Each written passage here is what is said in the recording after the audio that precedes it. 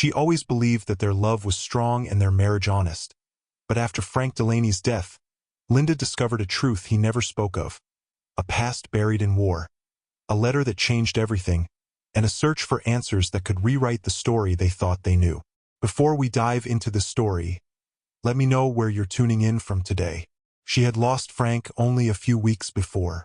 He was 71 when cancer took him, after a swift decline that blindsided them both. One day, he was working out in the yard, pulling weeds with a stubborn vigor that belied his age. A month later, he was gone, leaving a quiet, gaping space in Linda's life. She had known him for decades, their marriage steady and deep, the sort of partnership built on gentle daily rhythms. They had met when she was in her early 20s, and he in his early 30s, an age gap that never bothered her, though she sometimes wondered if it explained the shadow in his eyes. Frank had served 2 tours in Vietnam, returning with invisible wounds and a solemn hush that lingered behind his usual warmth. She always sensed there was more to him than he let on. Some corner of his past he walled off. Sometimes, at night, he would wake in a sweat, trembling. She would hold him, murmuring comfort, but he never offered more than just a bad dream. She didn't press. She respected his privacy, believing that if he wanted to speak, he would do so in his own time. He never did, and now he never would. At his funeral, she felt that the entire world was a swirl of formalities and sympathy she could barely register. Neighbors and old co-workers offered condolences, all remarking on Frank's calm kindness, his quiet reliability. She clung to those words, letting them soothe the fresh wound of losing him. But when, 3 weeks later, she received the letter from a man named Ray Benton, a name she vaguely recognized from some distant conversation, her sense of closure cracked. That note, with its strange mention of again, set her on a course she never anticipated, forcing her to revisit Frank's service in Vietnam and the question of who he truly was. She tried calling the phone number scribbled under Ray's name, and he answered on the 4th ring, sounding guarded. When she explained she was Linda Delaney, Frank's widow, he went silent for a moment, then mumbled an apology for the cryptic note. She pressed him, "What did you mean it's happened again?" His sigh over the line felt weighted with regret. He dodged, claiming it wasn't something he should discuss over the phone. She nearly lost her temper, frustration spiking. Finally, Ray agreed to meet her at a coffee shop in the next county, a place halfway between them. She arrived early, heart thrumming, wearing the black coat she'd bought for Frank's funeral. Ray Benton was an older man with a stooped posture, perhaps around Frank's age. His hair gone white but his eyes sharp behind wire-rimmed glasses. When he saw her, he dipped his head in a gesture of respect and offered condolences again. Then he slid into the booth, ordered a black coffee, and sat with restless hands clasping and unclasping. She wasted no time. "Who are you to Frank? How did you know him?" Ray seemed to gather himself. "We served together." He paused, glancing around as if the walls might be listening. "In the army, but not in the same unit. We crossed paths off and on. The letter I wrote, I wasn't sure if I should, but I felt you deserved some sort of, I don't know, explanation." Linda's pulse sped up. Explanation of what? Ray's expression twisted into something pained. "Did Frank ever tell you about going missing in Vietnam? Or, well, maybe it's best if I show you." He pulled out a crumpled envelope from his jacket, from which he produced 2 battered sheets of paper. Linda recognized them as copies of some kind of record, lines typed in official format. She squinted at them. The top line read, "Delaney, Frank, MIA, 1969. Another one read, "Dwyer, Thomas Frank, MIA, 1972. She didn't understand. Who is Thomas Frank Dwyer? Ray swallowed. That's also Frank, or at least the same man. He served under 2 names. He was declared missing in action twice. The same scenario, repeated with different identities. He raised his gaze to hers. "My note. Hard to believe it's happened again. I was referring to Frank disappearing. Once in 69, once in 72. Linda's hands shook as she scanned the papers. The details were partial, redacted in places. But it was undeniably about her husband. She saw the birthdate lines, one partially matching Frank's, but the rest altered. She stammered, He never told me he was MIA even once, let alone under two different names. Why would he serve under an alias? Ray's eyes glistened with old guilt. We were part of something off the books. I can't say it all here. But Frank's disappearance in '69 was real captivity. The second was part of a covert exchange. We called it the ghost swap. Or rather, that's what the CIA used to call it. Swapping American POWs for, well, never mind.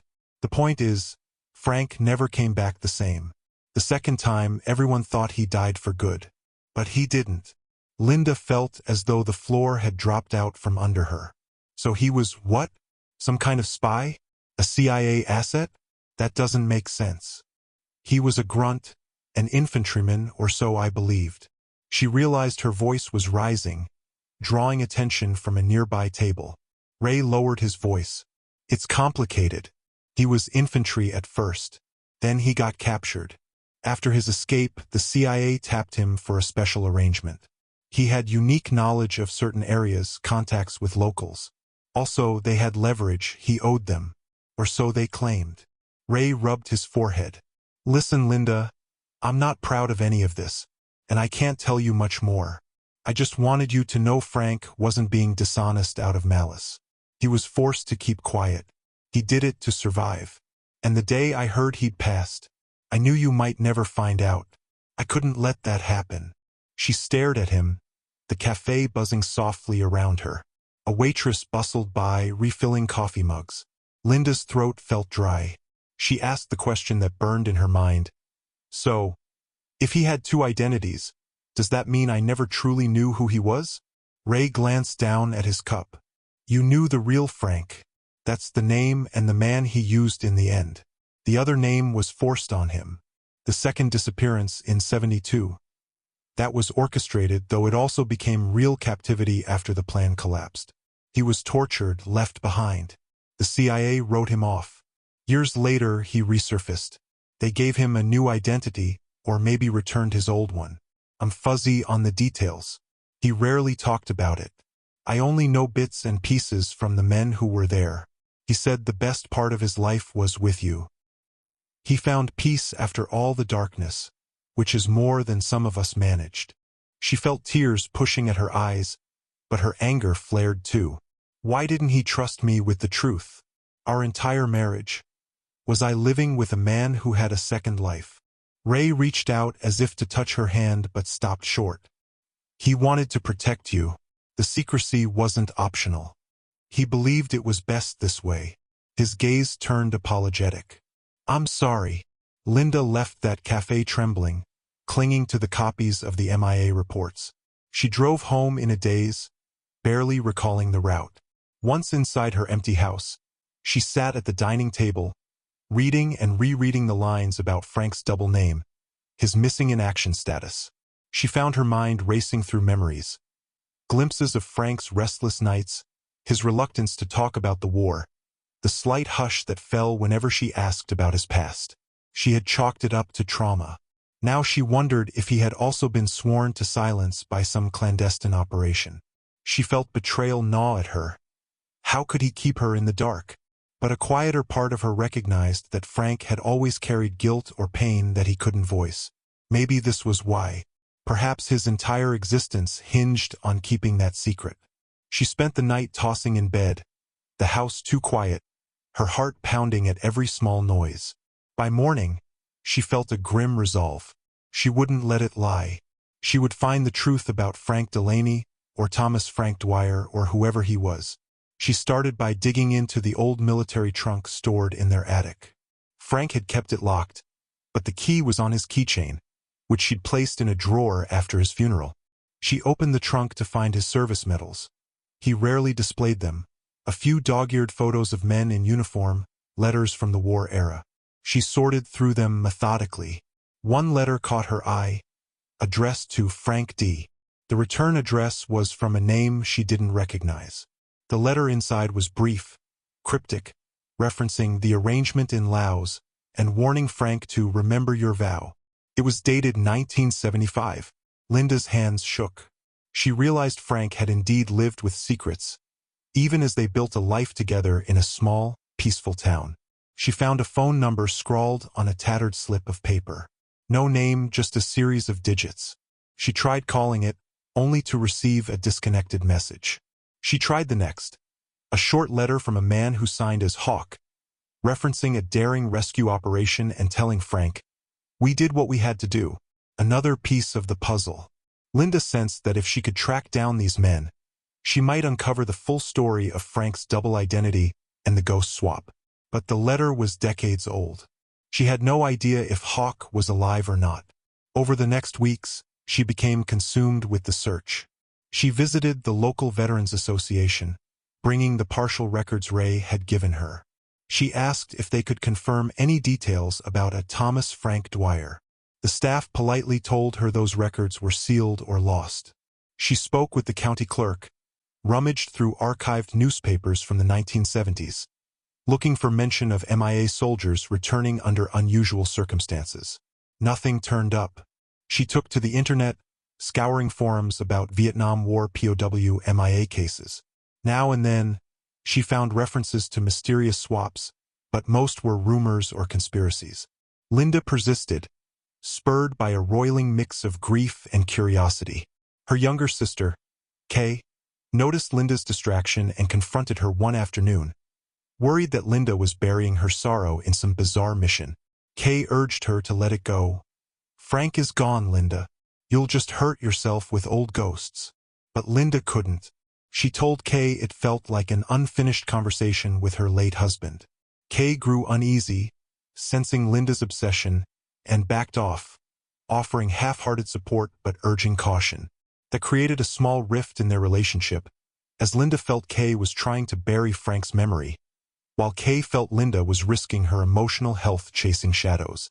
One night, Linda sat up late, rereading Frank's old letters from the trunk. She discovered a line in one letter referencing Ray Benton and Hawk together with a date and location in Vietnam. She realized the missing link might be a man named Edgar Hawk Hawthorne. He might still be out there somewhere. She decided to ask Ray if he knew how to reach him. The next day, she dialed Ray's number, and he answered with a resigned greeting. Linda tried to keep her voice calm. "Ray, I found references to a man named Hawk, real name Edgar Hawthorne. Did Frank ever mention him?" A pause. "Yes, they flew together. Hawk was a pilot for certain, let's say, off-the-record missions. He might still be in Southeast Asia, last I heard." "Linda, you can't possibly."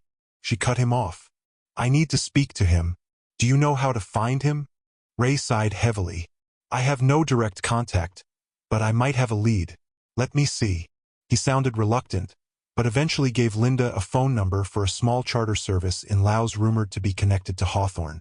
Linda's heart thumped at the mention of Laos. That was a place Frank had sometimes muttered about in his sleep. She had never visited. Now she considered the unthinkable, traveling there to chase a ghost. She realized how extreme it sounded, but her determination only grew. She spent the next days planning. She called the number Ray gave her, stumbling through the conversation with a desk clerk who spoke broken English.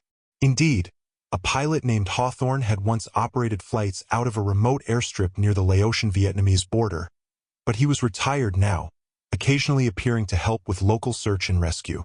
The clerk mentioned that if Linda came in person, perhaps someone might point her in the right direction. That was enough to seal her decision. Kay was appalled when Linda announced her plan to fly to Laos. Linda tried to explain that it felt like something she had to do, that she might never find peace otherwise. Kay begged her to consider how dangerous it might be to rummage through old war scars in a foreign country alone. Linda insisted she'd be cautious, that she'd be gone only a few weeks. Their argument left them both near tears, Kay calling Linda reckless, Linda calling Kay unsupportive. In the end, Kay gave in, hugging Linda tightly, extracting a promise that Linda would call often. So Linda set off. The trip itself was a blur. The long flight to Southeast Asia, the layover in Bangkok, the final short jump to Vientiane, Laos's capital. She felt disoriented by the heat, the hum of motorcycles, the swirl of languages she barely recognized. She checked into a modest guest house, her heart pounding at every step. She had never done something so bold, traveling alone to a place so distant. But the memory of Frank's unspoken secrets propelled her forward. She carried copies of the MIA records, the letter referencing Hawk, and her ring from Frank, which she never removed. At the small charter company's office, she encountered a tanned Lao clerk with a kind smile. He recognized the name Hawthorne but explained that Hawthorne only appeared sporadically, sometimes flying older bush planes for remote rescues or cargo runs. He suggested Linda leave a message, but Linda pressed for more direct guidance. Did Hawthorne live nearby? The clerk admitted that rumors said Hawthorne had a place in a remote region near the border. He gave Linda vague directions, cautioning that travel there was not recommended for tourists. Linda thanked him, determination fueling her. She arranged a hired car and an English-speaking guide, a friendly young man named Naren, who was curious about her quest but respected her privacy. The journey was arduous. Potholed roads, thick jungle pressing in, and a sense of stepping backward in time. The driver dropped them off near a village, beyond which the roads became nearly impassable. Naren helped Linda trek further, the humidity pressing on her like a heavy blanket. After a day of searching, they found a cluster of small huts near a muddy airstrip.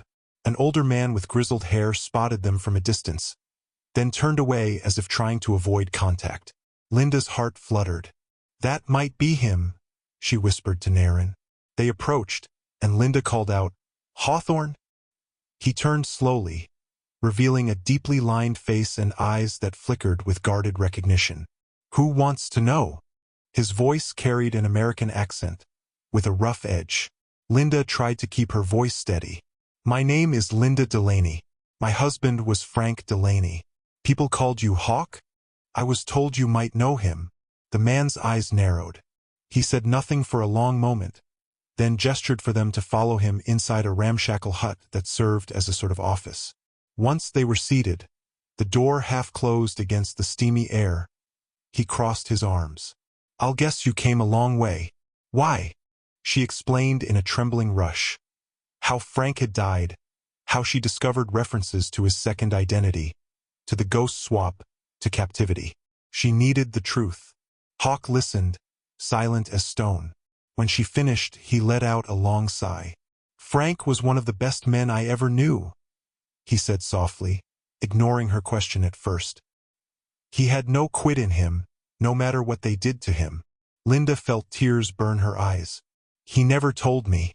"Please, why was he declared MIA twice? What was the real story?" Hawk stared at the dusty ground. "So he never told you about the swap?" "Figures. The CIA set it up. They'd trade certain men, traitors, collaborators, or so they claimed, for captured Americans. Some deals were real. Some were stunts. Frank was roped into that. On his last mission, he discovered they were faking an exchange, basically sacrificing 2 unsuspecting American POWs to keep the ruse going. He refused to let that happen. So he volunteered himself in a side deal, took the place of one of the men. The top brass considered him a liability, a loose end. He ended up in the hands of the enemy, tortured, presumed dead. But somehow he got away years later. Linda's chest felt tight. So he gave up his freedom to save others? Hawk nodded. He was that kind of man. That's why I stayed out here, partly. Couldn't face how the agency used him. Or me. We all have regrets. Linda stared at this pilot who carried the same war-torn guilt she now glimpsed in Frank. She asked in a near whisper, "What happened when Frank escaped? Did the CIA just bury the record?" Hawk shrugged. "They didn't want a fiasco. They claimed the operation never existed. Gave Frank a new identity to keep him quiet. He never fit back into normal life, though. He tried, from what I heard, but those scars ran deep." Hawk paused, glancing at Linda's trembling hands. "He found you, though. That must have been his light in the darkness. I doubt he ever regretted that choice." Linda's throat constricted. She realized that Frank's silence had been a kind of shield for her, to spare her from the ugly truths of his captivity and the clandestine deals that hung over him. She felt both heartbreak and pride surging. She wanted to know more. The specifics of those years, the shape of Frank's torment, how many men he saved. But at the same time, she dreaded the answers. She asked softly, "Why couldn't he tell me? Once we'd built a life together." Hawk sighed. He was sworn, threatened. "The CIA can make your life miserable if you talk." He must have figured the best gift he could give you was a normal life. Or as normal as he could manage. He carried the burden alone so you wouldn't have to. Linda left that hut shaken to her core. She lingered in the area for a few more days, hoping to glean additional details. Hawk opened up a bit more each evening, sharing stories of how Frank navigated the jungles, how he endured captivity. Linda recorded everything in a small notebook, tears often blurring her writing. She felt as if she were discovering a hidden epic of bravery and suffering that no one else knew. A few times, strangers in the area gave her wary looks. One man hissed that she should let sleeping ghosts lie. She realized some forces still didn't want outsiders prying into old secrets. She kept a low profile, but she refused to back down. Finally, Naren pointed out that the path ahead might be perilous, and Linda concurred it was time to go home. She had enough puzzle pieces to form a picture. Frank's first genuine disappearance, the infiltration into a CIA swap program, a final heroic sacrifice that left him presumed dead for years until his improbable escape. No wonder he never spoke of it. No wonder he flinched at certain news broadcasts about government conspiracies. His silence was the price of protecting her, and perhaps his own soul. Returning to the States felt surreal. She carried a swirling mix of emotions. On one hand, she felt a sense of closure. Now she understood the shape of the burden Frank had borne. On the other, she wrestled with guilt that she ever doubted him, that she felt betrayed by his secrecy. Over the next weeks, she retreated into her house, rarely speaking to Kay or anyone else. She needed time to process. Slowly, she assembled the notes, the recollections from Ray and Hawk, the scraps of letters from Frank's trunk. She realized she had enough to piece together a partial timeline of Frank's war years. She typed it up on her computer, weeping when she typed the dates he spent in captivity. She imagined him locked in a small cell, battered and alone, all to save men he'd never even met. At first, she thought about confronting the government, demanding official acknowledgement of what Frank did. But she suspected it would be futile, or that it might endanger her. She had read enough about suppressed operations to know how quickly agencies can close ranks. Instead, she decided she would quietly honor Frank's heroism. She contacted Ray Benton, told him she'd learned the gist of Frank's sacrifice. Ray sounded relieved that she no longer asked him for details he couldn't safely share. He apologized again for the secrecy, but Linda found herself forgiving him. "He was your friend," she said gently. "I'm just glad you nudged me to find the truth." Her sister Kay sensed something had changed in Linda. She asked if Linda had found what she was seeking. Linda answered yes, though it was painful. Kay embraced her, tears in both their eyes, and confessed she'd been terrified Linda would break under the weight of revelations. Linda realized the ordeal had pushed them apart. In that moment, they reconnected. Linda promised she was okay, or at least on the path to being okay, and Kay offered unwavering emotional support. The tension between them eased. One quiet afternoon, Linda visited Frank's grave. She brought a small old photograph Hawk had given her. It showed Frank in fatigues, cradling a wounded POW, presumably from that last mission. The edges were worn, as if it had been carried through many travels. Linda carefully slipped it into a small plastic sleeve and placed it behind the headstone, where it wouldn't blow away. She whispered, voice trembling, "I understand now, Frank. You gave everything to protect others, and you came back for me. I love you even more for that." She stood there a long time, letting the wind carry her soft words. It felt like a final conversation with him, bridging the silence that had shrouded their marriage. Later, she decided to become more involved with POW MIA advocacy, hoping to help families still searching for answers about loved ones who never returned. She volunteered at a local veterans center, meeting men who had served in Vietnam, hearing their stories. Some recognized Frank's name or face from old pictures, but no one knew the deeper truth. Linda didn't reveal it. She only offered a compassionate ear, feeling closer to Frank with each conversation. A subtle rumor arose that Linda might have discovered something extraordinary about Frank's service. One older veteran, suspicious, cornered her, demanding she share any details that could blow open the government's lies. She calmly demurred, explaining that her husband's story belonged to him. She realized that part of honoring Frank was preserving the boundary he had fought so hard to maintain. She wanted the world to know he was a hero, but she recognized that shouting the specifics might cause more harm than good. She was content to keep his secrets while cherishing the truth in her heart. As months passed, Linda found a new equilibrium. She continued her normal routines, shopping, maintaining the house, meeting friends for lunches, but now she carried an undercurrent of quiet pride and sorrow, an understanding that her husband had lived a life of unsung valor. She confided in Kay that she felt, in a strange way, closer to Frank than ever, because she finally grasped the silent corners of his soul. Kay admired her strength, praising how Linda turned heartbreak into compassion for other veterans. Their bond deepened, a healing subplot in Linda's life. Not everything was resolved. Linda had nightmares sometimes, imagining Frank in captivity, or seeing shadowy figures warning her to keep quiet. She also felt occasional anger that the CIA or whomever overshadowed his life never acknowledged or compensated him for what he endured. But she reminded herself that Frank chose love over recognition, and it was her duty to accept that choice. She found comfort in the quiet knowledge that he had saved other men from a cruel fate. That, more than any official medal, was his legacy. She considered whether to return to Laos or even Vietnam someday, perhaps to pay respects at the places Frank was held prisoner. But for now, she felt it was enough. She wrote a lengthy journal, weaving together the stories from Ray, from Hawk, from the letters in the trunk, culminating in an account of Frank's journey. She titled it, "A Sacrifice in Silence," a personal tribute meant for her eyes only. Over time, she might share it with Kay or a few close friends, but mostly it was a testament to the man she loved. The act of writing it was cathartic, helping her release the final threads of confusion and grief. One day, she received a phone call from a local veterans group, inviting her to speak at a small gathering for families of MIA soldiers.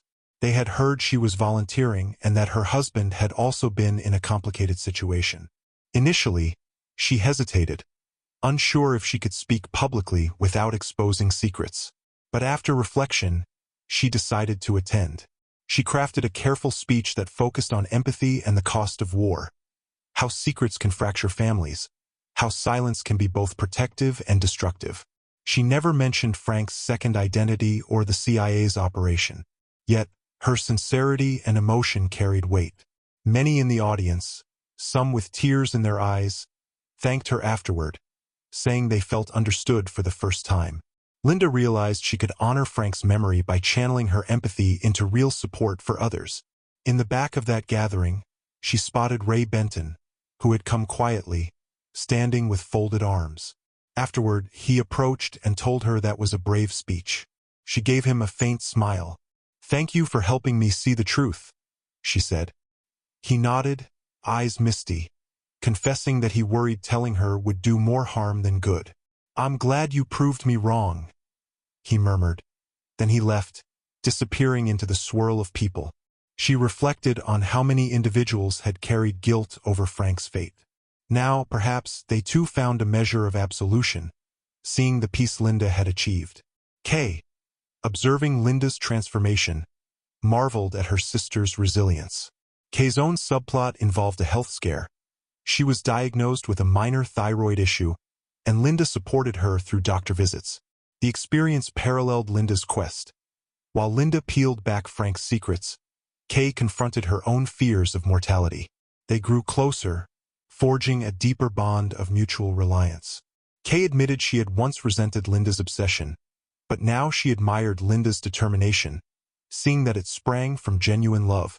Eventually, Linda decided to hold a small memorial event for Frank at home, inviting a handful of veterans she'd befriended, along with Ray Benton and some close family members.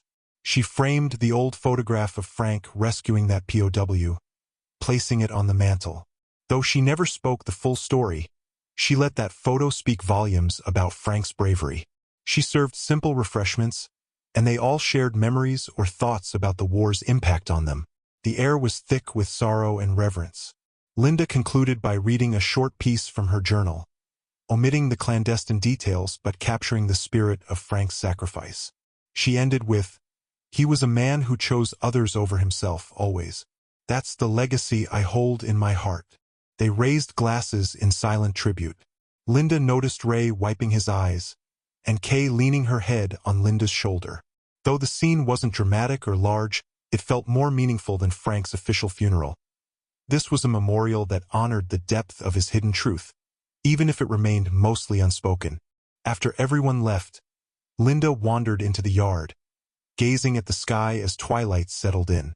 She clutched the ring Frank had given her all those years ago. In the hush, she felt his presence, not as a ghost but as a tender memory that would never fade. She whispered, "I love you, Frank. Your secrets are safe with me." The wind seemed to stir in response, carrying the promise that love endures beyond any barrier of secrecy or time. In the following months, Linda found a new sense of purpose.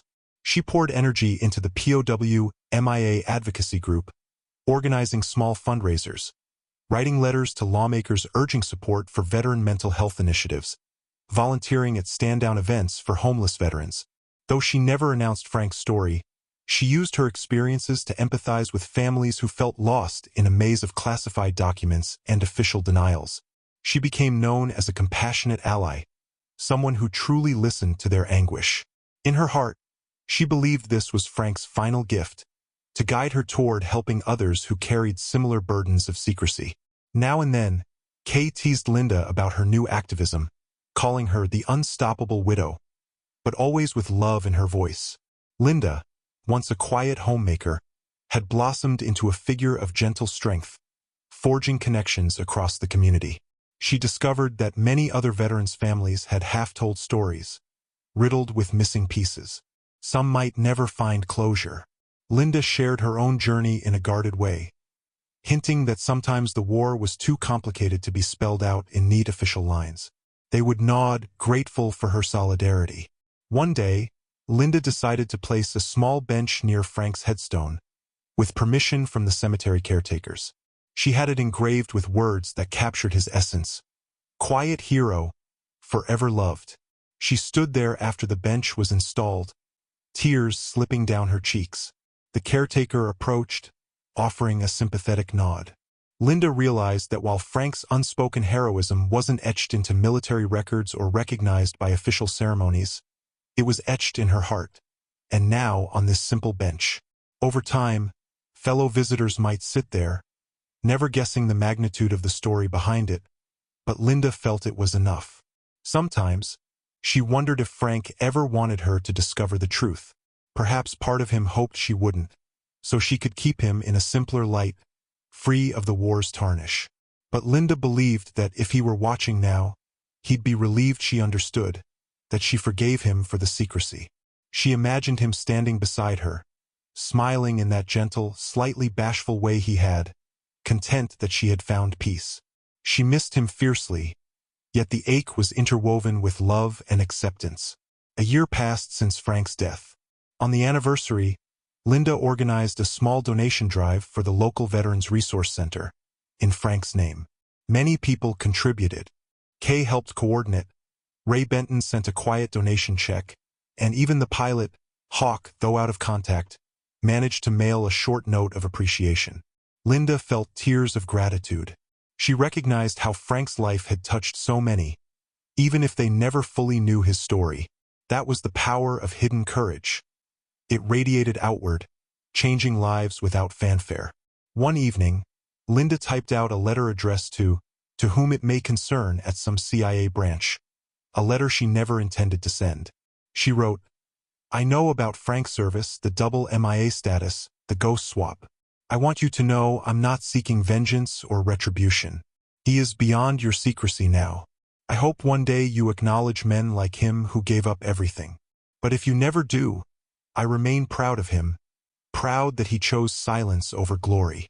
She printed it, then burned it in the fireplace, watching the embers swirl.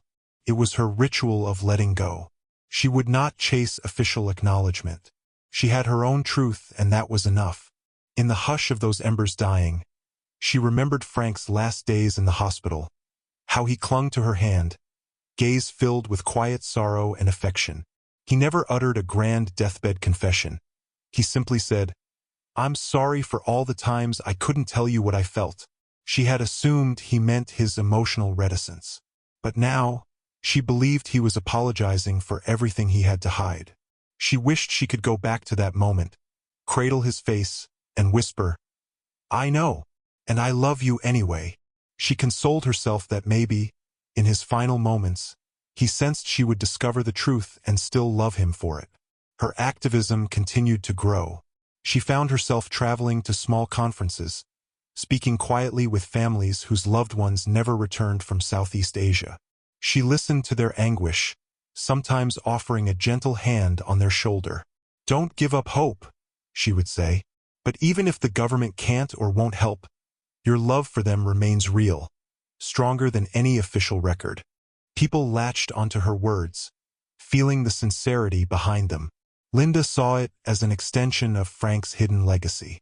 He had taught her that love and loyalty could flourish even under the darkest lies. She was now passing that torch on. Occasionally, she returned to Frank's grave, updating him in her own mind about her progress. She would place small tokens, flowers, a note, a patch from a veteran's event, and each time she felt him close. The bench she installed was used by many visitors, some leaving small tributes or quietly reflecting. No one outwardly questioned the phrase "quiet hero," but Linda noticed how some would run their fingers over the words, as though sensing there was a story behind them. She never felt compelled to explain. She simply let them share that space of silent respect. She also nurtured a small garden at home, planting a new rosebush with bright red blooms each spring. Frank had once teased her about her black thumb, but now she found solace in caring for living things. Each bud that opened reminded her of renewal, of how life goes on. She still dreamed of him sometimes, but the nightmares had waned, replaced by gentler reveries. Images of him smiling, sunlit, or of them slow dancing in the living room. She would wake with tears that were no longer purely grief, but a bittersweet longing. In time, Kay's health stabilized, and she credited Linda's unwavering presence. Kay recognized that Linda had found a deeper purpose, and it inspired her to volunteer in her own ways. She joined a local women's shelter, wanting to support others in crisis. The sisters compared notes, seeing how adversity had led them to empathy. That thread of growth in both their lives formed another quiet miracle. They had each discovered resilience, forging a bond that overcame the friction from Linda's early single-minded pursuit of Frank's secrets. 2 years after Frank's passing, Linda embarked on a new initiative, assembling care packages for veterans in need, including personal letters encouraging them to share their burdens. She recognized that many had secrets or traumas they felt they couldn't voice. She wanted them to know someone cared. She wrote in one letter, "You are not alone. Even if your story remains hidden, your sacrifice is understood by those of us who love enough to see beyond the silence." She sealed it with a quiet prayer, imagining Frank nodding in approval somewhere beyond the veil. Another man from the CIA, anonymously or otherwise, never approached her, never threatened or offered hush money. She assumed that either they deemed Frank's case irrelevant now, or they recognized she wasn't out to expose them. She carried on in peace, seldom glancing over her shoulder anymore. The sense of being watched had faded, replaced by the normal rhythms of everyday life. She had, in a sense, integrated Frank's secret into her own identity, wearing it like a badge of quiet devotion. One crisp autumn afternoon, as she stood at Frank's grave, Kay by her side, Linda felt a wave of emotion. She said softly, "He had a million reasons to give up on life after what he went through, but he didn't. He chose to come home, to love me, to keep his promise. I hope he knew how much that meant." Kay squeezed Linda's hand, tears welling in both their eyes. Linda placed a small, weathered dog tag on the headstone, one she'd found in the trunk, bearing the faint imprint of Delaney and a half-scratched second name.